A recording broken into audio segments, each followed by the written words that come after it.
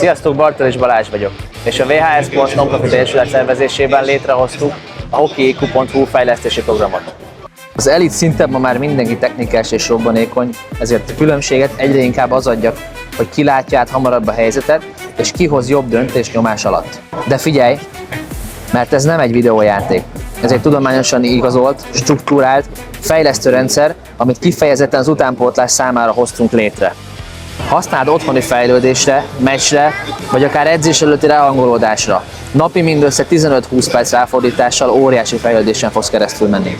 Itt biztonságban, kontakt nélkül, viszont meccstempóban edzheted a reakcióidődet és a játék intelligenciádat.